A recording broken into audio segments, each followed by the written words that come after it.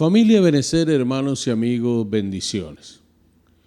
El libro de Segunda de Crónicas, capítulo 20, versículos 1 en adelante, nos dice de la siguiente manera. Pasadas estas cosas, aconteció que los hijos de Moab y de Amón, y con ellos otros de los amonitas, vinieron contra Josafat a la guerra. Y acudieron algunos y dieron aviso a Josafat diciendo: contra ti viene una gran multitud del otro lado del mar y de Siria. Y he aquí están en Hazezón Tamar, que es en Gadi. Entonces él tuvo temor, y Josafat humilló su rostro para consultar a Jehová, e hizo pregonar ayuno en todo Judá. Y se reunieron los de Judá para pedir socorro a Jehová, y también de todas las ciudades de Judá vinieron a pedir ayuda a Jehová. Entonces Josafat se puso en pie en la asamblea de Judá y de Jerusalén, en la casa de Jehová delante del atrio nuevo, y dijo: Jehová, Dios de nuestros padres, ¿no eres tú el Dios en los cielos y tienes dominio sobre los reinos de las naciones? ¿No está en tu mano tal fuerza y poder que no hay quien te resista? Dios nuestro, ¿no echaste tú los moradores de esta tierra delante de tu pueblo Israel y la diste a la descendencia de Abraham tu amigo para siempre? Y ellos han habitado en ella y te han edificado en ella santuario a tu nombre, diciendo: si mal viniere sobre nosotros, o espada de castigo, o pestilencia, o hambre, nos presentaremos delante de esta casa y delante de ti, porque tu nombre está en esta casa, y a causa de nuestras tribulaciones clamaremos a ti, y tú nos oirás y salvarás. Ahora pues, he aquí los hijos de Amón y de Moab y los del monte de Seir, a cuya tierra no quisiste que pasase Israel cuando venía de la tierra de Egipto, sino que se apartase de ellos y no los destruyese. He aquí, ellos nos dan el pago viniendo a arrojarnos de la heredad que tú nos diste en posesión. Unidos en oración. Este es uno de los pasajes épicos de la Escritura que nos inspiran a involucrarnos en oración en tiempos de prueba, unidos como el pueblo de Dios que somos. El rey Josafat, rey de Judá, recibe una noticia alarmante. Se encuentra rodeado y amenazado de guerra. Y esto le lleva a hacer una convocatoria al pueblo de Judá para que, unidos como una comunidad espiritual, se reúnan a orar y ayunar, porque están en un momento de angustia nacional. Tiempos como los que ellos vivieron, vivimos nosotros y viven muchas naciones hermanas, muchas naciones que requieren hacer y tomar como ejemplo lo que Josafat hizo en medio del pueblo de Judá, cuando tuvo que ver cómo su soberanía y cómo lo que él tenía, siendo fiel a Dios, estaba siendo amenazado. Josafat era hijo de Asa y ascendió al trono cuando su padre enfermó. Josafat era un monarca que lideró con energía y capacidad administrativa al pueblo. Él amaba profundamente al Señor. Lo amaba de tal forma que en la Escritura nos dice que anduvo en los caminos de David su padre. En el mismo libro de Segunda de Crónicas, el capítulo 17, versículo 3, lo registra de esa manera. Pero él no solamente llegó hasta el punto de amar profundamente al Señor, sino que también se preocupó porque en medio del pueblo del Señor hubiese justicia, y creó el sistema judicial nombrando jueces en cada ciudad. Y cuando los estableció, les invitó a que reconocieran que no juzgaban en lugar de hombres, sino en el lugar de Dios. Segunda de Crónicas, capítulo 19, versículo 6. Este hombre de Dios recorrió la tierra de Judá exhortando al pueblo que buscara al Dios de sus padres. El Señor estuvo con él y su reino fue afirmado en sus manos. Dios le dio riqueza y honor, porque, hermanos míos y amigos, Dios honra a quien le honra, y Dios bendice a aquel que se decide a hacer las cosas a la manera del Señor, no a la manera de Él, que se decide a buscarle con todo el corazón y que se preocupa por aquellas ovejas que son del redil del Señor, que son pueblo del Señor y que el Señor le ha puesto en un lugar de mando, en un lugar de autoridad para servir. Y no para servir de cualquier manera, sino para servir con la dignidad que requiere un llamado que viene de lo alto. Un llamado de aquel que pone reyes y quita reyes. Aquel que sabe lo que está haciendo y que al saber lo que está haciendo, conoce el corazón de los hombres y Él sabe a quién puede poner en lugar de otro y quién Él le va a respaldar de acuerdo también a la fidelidad y al propósito que el Señor ha establecido para con cada uno de nosotros. Estaba profundamente comprometido con su reinado. Él quería servir a Dios. Él anhelaba servir a Dios. Su corazón se alegraba sirviendo al Señor. Y cuando uno está sirviendo, cuando uno está ministrando en cualquier área de la obra del Señor, hermanos míos, debe estar profundamente comprometido y no estar por una ganancia deshonesta, sino que debemos estar con alegría y sinceridad de corazón, sabiendo que la obra es del Señor y que Él nos bendice. Ahora, Josafat se encontraba en una situación que rebasaba sus fuerzas. Algo que iba más allá de todo lo que el pueblo de Judá tenía y de lo que él tenía como rey. Y él veía que sus enemigos avanzaban contra él. ¿Y cuántas veces Dios permite eso en nuestras vidas? ¿Cuántas veces nos hemos visto en circunstancias que rebasan nuestra fuerza, nuestra capacidad como seres humanos, como padres, como administradores, como jefes, como líderes de la congregación, como pastores, como líderes de una misión? Y sabe, mi querido hermano, él se va dando cuenta que este ejército aliado había arrasado todo a su paso y tuvo temor. Y es normal que nosotros, frente a circunstancias inesperadas, frente a momentos como estos que este hombre está viviendo, y quizás menos en cuanto a ser invadidos, a ser arrasados por otras naciones, pero cuando el enemigo nos ataca, muchas veces nosotros, mis queridos hermanos y amigos, sentimos ese temor, y es natural que nosotros lo podamos sentir. A veces vamos muy allá, nos espiritualizamos tanto y le decimos a la gente: usted no tiene por qué sentir temor. Sí, el temor lo vamos a sentir, y es normal, mis queridos hermanos, porque experimentamos una situación que nos cambia la vida. Y cuando tú experimentas una situación que te saca, cuando yo experimento una situación que me mueve de mi zona de confort, es normal que en el inicio yo pueda sentir ese temor, pero al mismo tiempo tenemos un Dios que nos promete, mis queridos hermanos, que tenemos el dominio de Él, que Él nos dice a nosotros que Él nos ha dado un espíritu de poder, de amor y de dominio propio. Pero es válido preguntarnos, ¿qué hacemos frente a cada prueba, a cada circunstancia que viene a nuestra vida? ¿Cómo podemos enfrentar un conflicto? ¿Qué haces tú, hermano? ¿Qué hace la congregación donde tú estás establecido, donde el Señor te ha llevado?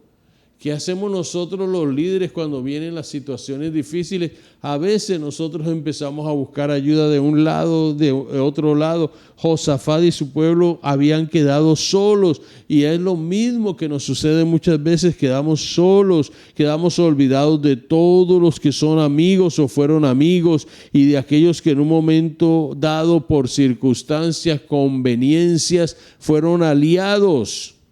Ellos no podían encontrar en ninguna parte ayuda y aunque a usted y a mí nos parezca mentira, eso viene de Dios, que nos deja muchas veces de esa forma para que no miremos a ninguna parte, para que cuando ya pase ese tiempo de dificultad, tú y yo no le vayamos a dar la gloria ni a un inconverso, ni a un hermano en la fe, ni a ninguna otra persona, sino al Rey de Reyes y Señor de Señores.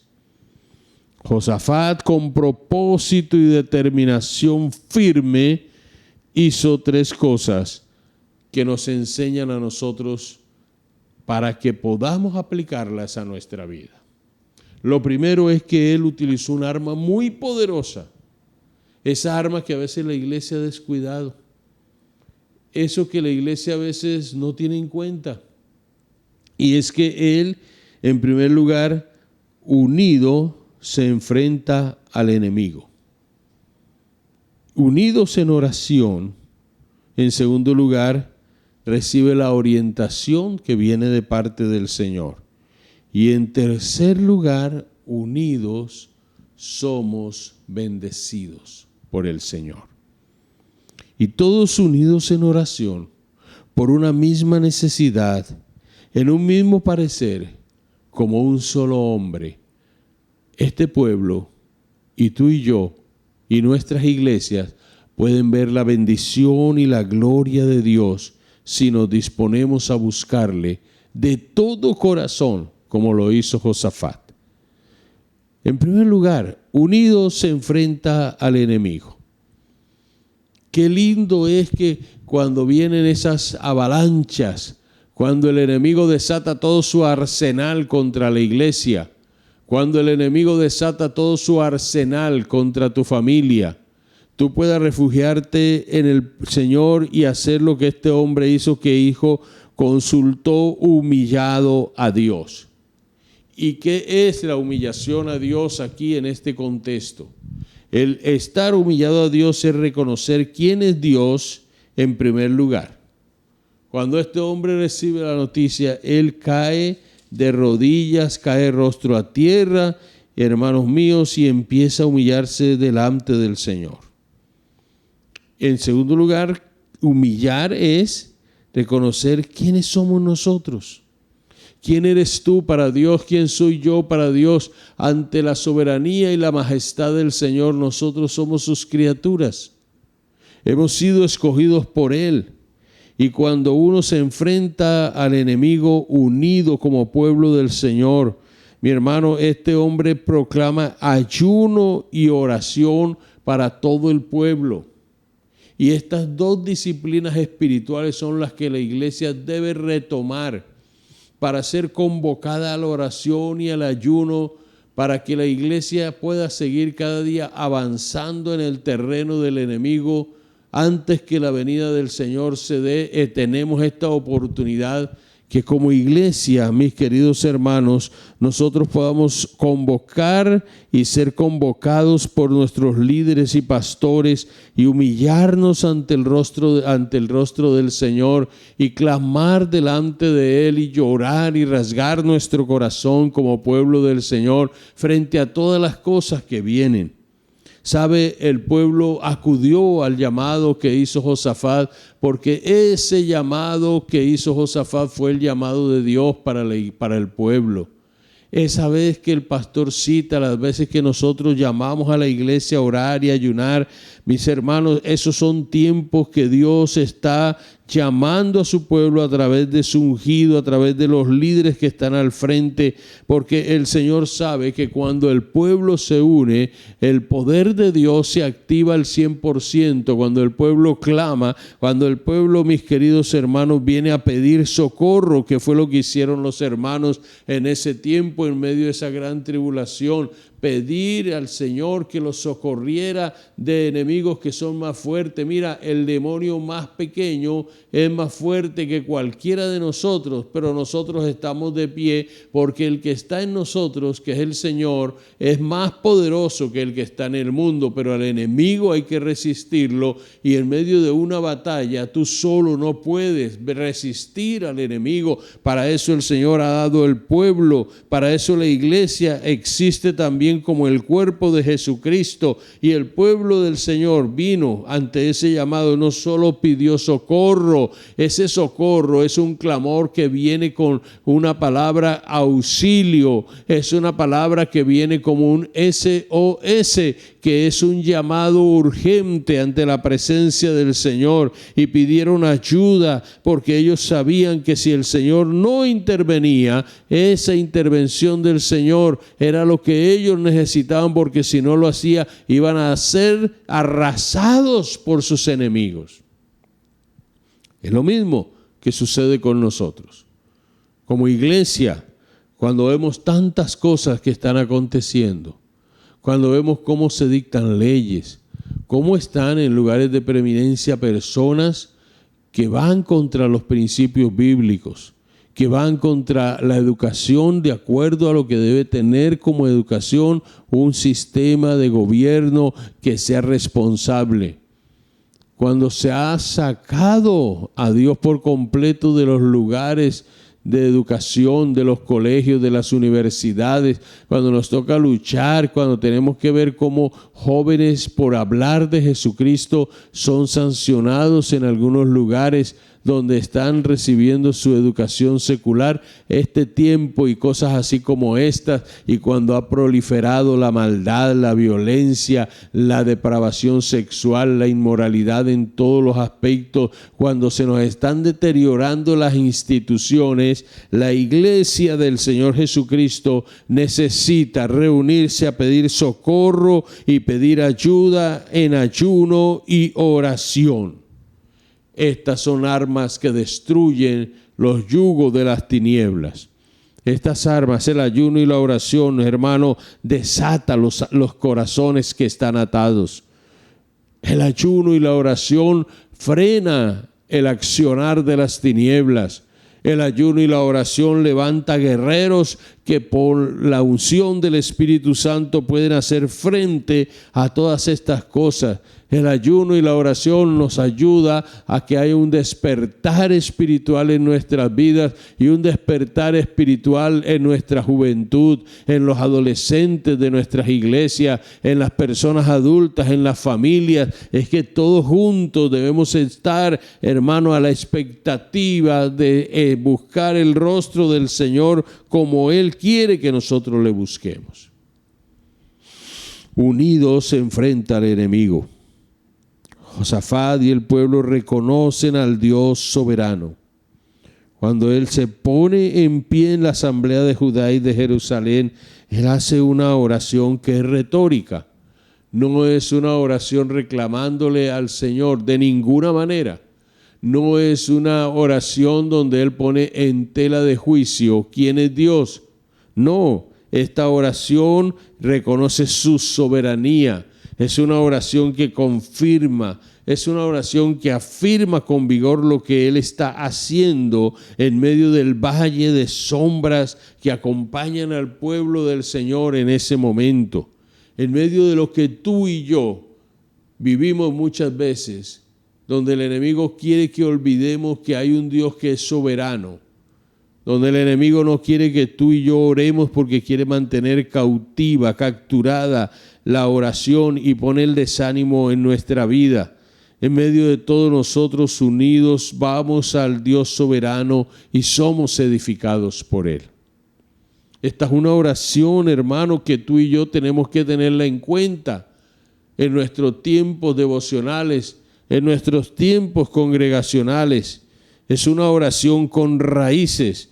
Es la oración donde este hombre está diciendo: tú eres el Dios de la palabra. Tú nos dijiste a nuestros padres, a mí, y aquí estamos, Señor.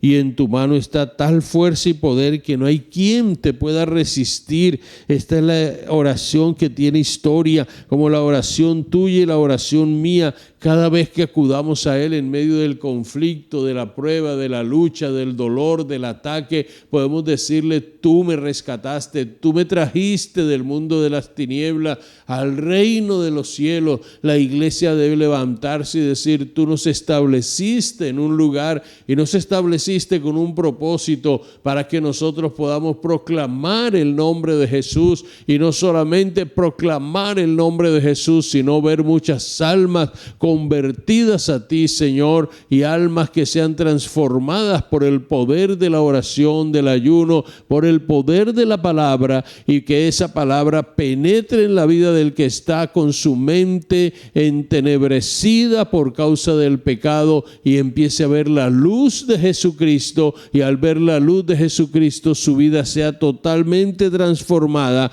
en una nueva criatura, y empiece a ver las situaciones de su vida de otra manera. Estos tiempos para que la iglesia se reúna a orar, ellos cuentan la situación al Señor. Ellos van ante Dios como ese buen Padre. Muchos de nosotros no tenemos esa libertad, pero no por Dios, sino por nosotros mismos.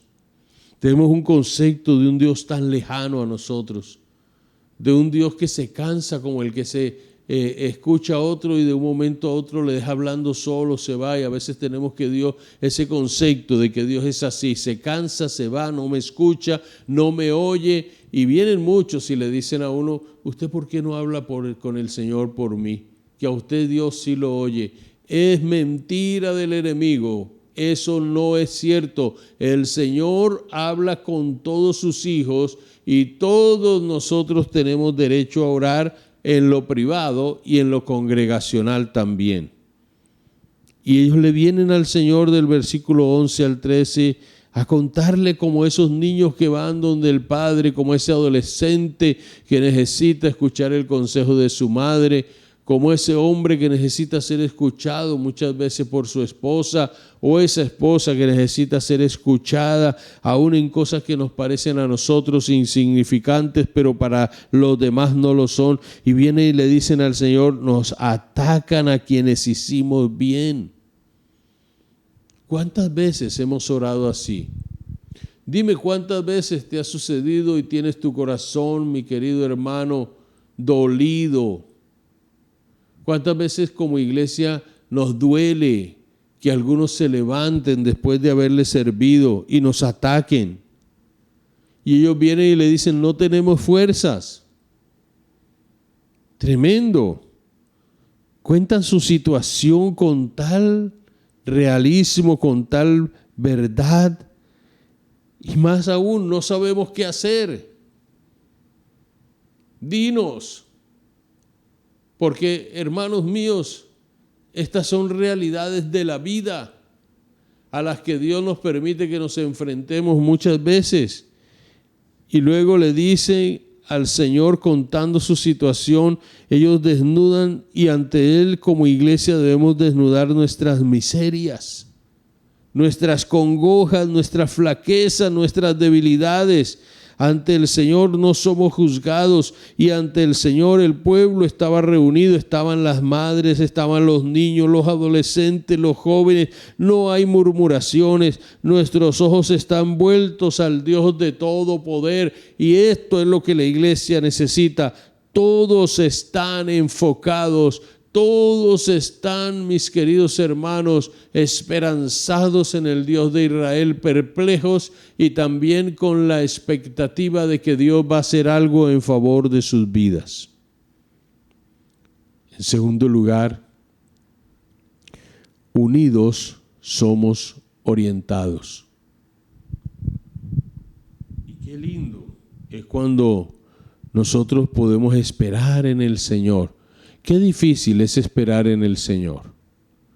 Qué difícil es cuando estamos allí, hermanos, porque mientras esperamos en Dios, nuestra mente a veces sufre convulsiones porque empezamos a pensar una cosa, otra. ¿Será que sí? ¿Será que no? Dios guarda silencio, pero Dios muchas veces irrumpe en nuestro diario vivir y en nuestra situación y nos da respuesta por personas humildes. Quizás tú esperas la respuesta del más altivo o del más alto en medio de la congregación, o del que está en un lugar de preeminencia que sobrepasa a los demás. Y tú dices: esa es la persona. Y Dios dice: no, Dios usa al que quiere en medio del pueblo. Y es un levita el que se levanta a dar palabra de parte de Dios. La oración es oída, mis queridos hermanos. Nosotros a veces pensamos que aquellos que están en un liderazgo que es más alto que el de otros, según nosotros, pero que a los ojos de Dios todos somos iguales, son los que tienen la respuesta. Y Dios dice, no es así. Yo los escucho a todos y puedo responder a una por medio de cualquier persona. Unidos somos orientados porque unidos, cuando esperamos en el Señor, construimos iglesia, una iglesia sana, una iglesia que se atreve a escuchar la voz de Dios, una iglesia que recibe promesa de Dios a través de su palabra, y cuando recibimos esa promesa del Señor a través de su palabra nos consuela de manera poderosa. Su palabra nos llega a nosotros de una manera en que nosotros no alcanzamos muchas veces a comprender lo que es esa voz suave y apacible. A veces hemos estado mucho tiempo agitados internamente, a veces nos desesperamos, a veces vienen tantas cargas, el enemigo envía tantos dardos, tantas saetas sobre nuestras vidas, y nosotros estamos, mis queridos hermanos, desconsolados, pensando que ya es el final, pero viene el Dios del cielo. Y hermano mío, cuando nosotros escuchamos su palabra, sus promesas, utiliza a alguien así de una manera tan especial, y eso trae tranquilidad a nuestro corazón. Y entonces es cuando otros vienen y oran por nosotros, o tú te mueves en medio de la congregación a orar por los otros y viene ese aliento divino. ¿Cuánto bien nos ha hecho cuando se acerca alguien y pone su mano sobre nuestro hombro? Cuando alguien viene y nos dice, no temas, Dios está contigo, aquí estoy orando por ti. Cuando recibimos un mensaje de alguien que ora y que sinceramente se comunica y nos dice, estoy orando por ti. Estamos, hermanos, en una iglesia que es una familia y que ama a Dios. Una iglesia que al amar a Dios está viviendo lo que Dios quiere que nosotros vivamos, lo que el Señor anhela que nosotros vivamos. ¿Te imaginas cuántas lágrimas corrían por los rostros de aquellas personas cuando escuchan lo que Dios les ha dicho? No teman, yo estoy con ustedes, ustedes no tienen que pelear ninguna batalla, esa batalla la voy a pelear yo soy el que voy a salir, yo soy el que los voy a sacar adelante, yo soy el que voy a hacer lo que ustedes necesitan. Recuerden, lo que es por mí no es por ustedes, no se trata de ustedes, se trata de mí, dice el Señor, que soy el que saco adelante mi pueblo y no lo dejo avergonzado. Cuando el pueblo se humilla, mi hermano mío, todo aquel que en él confía no será avergonzado. Pero ahora viene la respuesta del pueblo. ¿Sabe lo que hizo el pueblo y lo que debemos hacer como el pueblo? Postrado adoraron. Y creo que nosotros como iglesia necesitamos adorar. Hay resplandores que no son de Dios que llegan a la iglesia. Nublan nuestra visión espiritual, cortan una adoración que es lo que necesitamos, porque la adoración es rendición ante Dios y esa rendición implica obediencia. Cuando Jesús fue tentado por el enemigo, muchas veces hemos dicho algo que es cierto, Él lo vence citando la palabra, pero no fue solo el hecho de citar la palabra lo que vence la tentación, sino obedecer la palabra que le citó al enemigo. Porque hay gente que conoce palabra y no obedece, pero cuando la iglesia conoce la palabra y se rinde ante el Señor y le obedece, entonces el enemigo lo único que tiene que hacer es retroceder y salir de ese lugar. Y ellos se levantaron, se adoraron, postrados, luego se levantaron y alabaron con fuerte voz, porque el hombre y la mujer que están llenos de Dios rinden alabanza al Señor con todas sus fuerzas, con todas sus almas. Y cuando ya ellos empiezan a alabar con fuerte voz, se organizan los de Corecia, se organizan los de la alabanza, mis queridos hermanos, y empiezan a cantar ese coro: su misericordia es para siempre. Y este canto que los levitas están cantando, que esta gente está entonando allí, es el mismo cántico que cantaron los levitas cuando introdujeron el arca, la presencia de Dios en el lugar santísimo, en el templo, cuando se consagró el templo que Salomón construyó al Señor. Y viene una palabra que es importante: Josafat. Creed a sus profetas. Es el reto. Cuando Dios le habla a la iglesia, mis queridos hermanos, nuestro reto no es que podamos escuchar, sino que podamos creer lo que Dios está diciendo.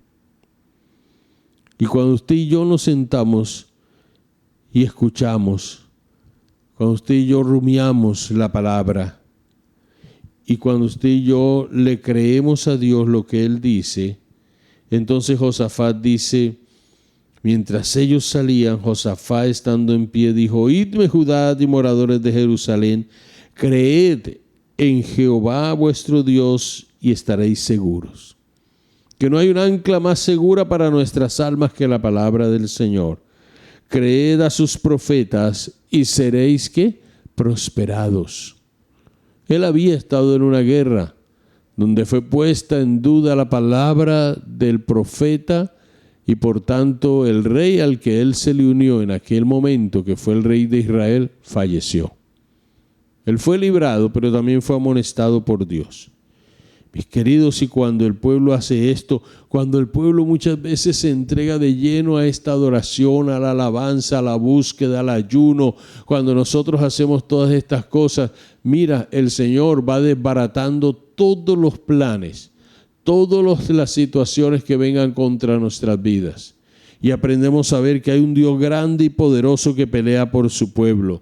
Y Dios confundió a los enemigos del pueblo de Judá, y ellos mismos se fueron matando los unos a los otros. Ellos mismos fueron eliminándose, y la bendición de Dios alcanzó al pueblo de Judá. Ellos no tenían por qué pelear. Dios peleó por ellos. Y hay cosas que usted y yo no debemos pelear, porque si las peleamos en nuestra fuerza, vamos a salir heridos, derrotados y frustrados. La Biblia nos enseña a nosotros en 2 de Corintios, el capítulo 10, mis queridos hermanos, que aunque estamos en la carne, no militamos según la carne, porque nuestras armas no son carnales, sino que son poderosas en Dios para la destrucción, de fortaleza. ¿Cuánto tiempo has orado? ¿Cuánto tiempo has pasado en la presencia del Señor derramando tu corazón? ¿Cuánto tiempo pasa la iglesia derramando su alma, derramando toda su carga en las manos del Rey de Reyes,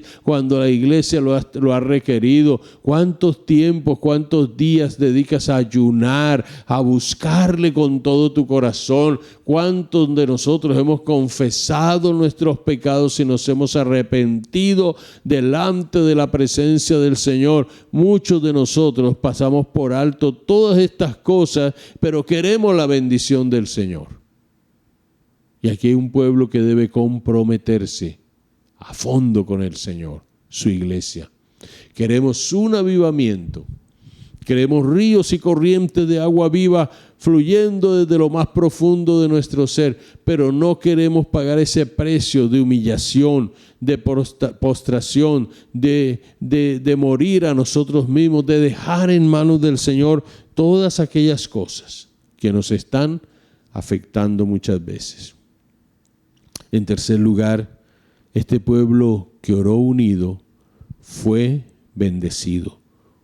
Unidos somos bendecidos.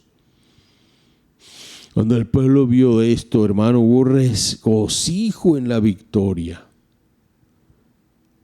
Y no hay una cosa que nos debe alegrar a nosotros más que cuando hemos humillado nuestra alma, hemos visto a Dios obrar y nos podemos reunir y regocijarnos en la victoria con una actitud de acción de gracias al Señor. Sabe, Dios siempre recompensa nuestras vidas cada vez que le creemos, cada vez que buscamos su rostro. Mira, este pueblo tuvo un botín que era lo que le quitaban al enemigo. Duraron 3 días recogiendo todo lo que los enemigos tenían, joyas y todas las riquezas de ellos para el pueblo de Judá. Salieron a la batalla pensando algunos quizás que no sabían si iban o no iban a regresar vivos, pero ellos no tuvieron que hacer nada, todo lo hizo el Señor. Ese testimonio divino es el Señor. El regocijo en el pueblo.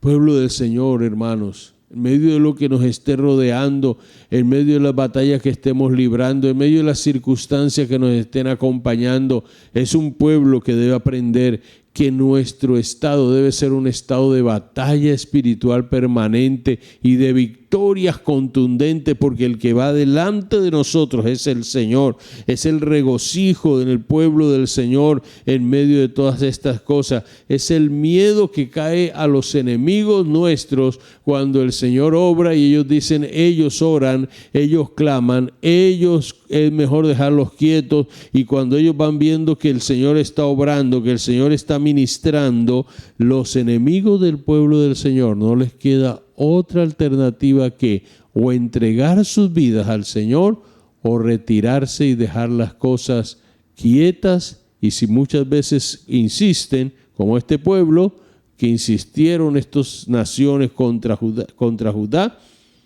salir derrotados.